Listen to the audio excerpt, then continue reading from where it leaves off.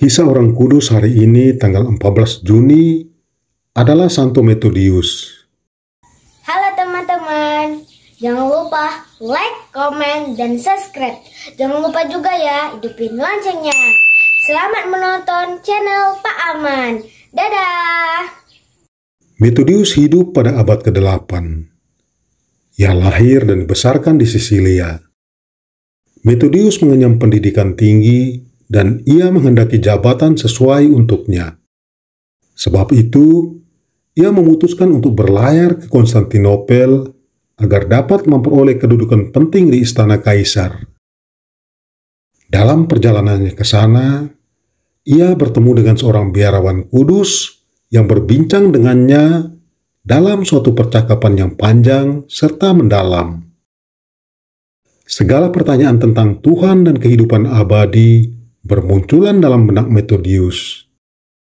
Biarawan itu membantunya sadar bahwa guna memperoleh sukacita sejati dalam hidup, ia perlu mempersembahkan dirinya kepada Tuhan dalam hidup religius.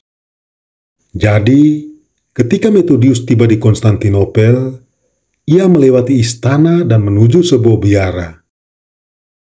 Umat Kristiani sedang menghadapi masa-masa sulit di Konstantinopel. Konflik ikonoklas pecah kembali.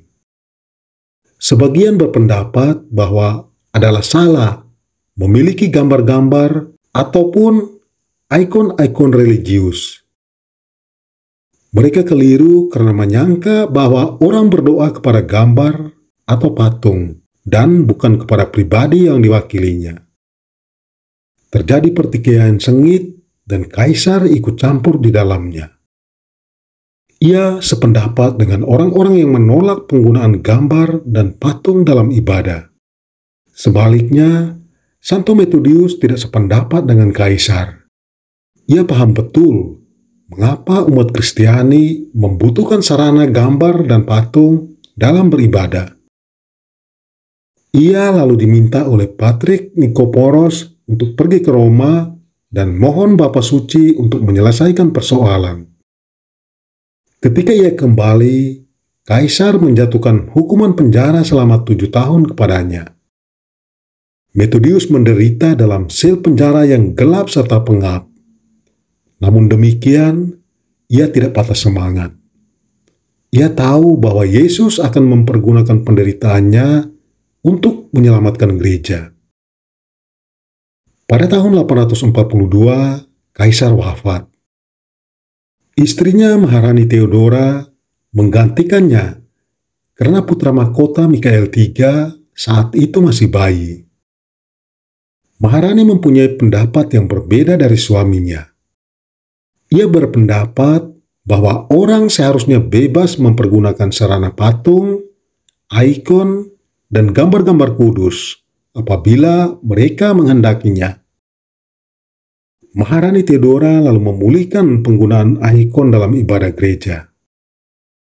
Ia memecat Patrik Yohanes VII yang merupakan seorang ikonoklas dan mengangkat Methodius sebagai penggantinya, sehingga mengakhiri konflik ikonoklasme.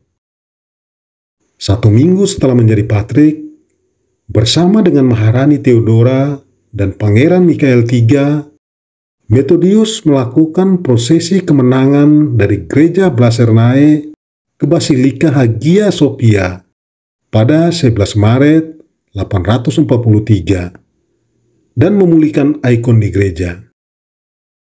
Peristiwa ini dianggap sebagai restorasi gereja Ortodoks dan menjadi hari libur di gereja Ortodoks Timur.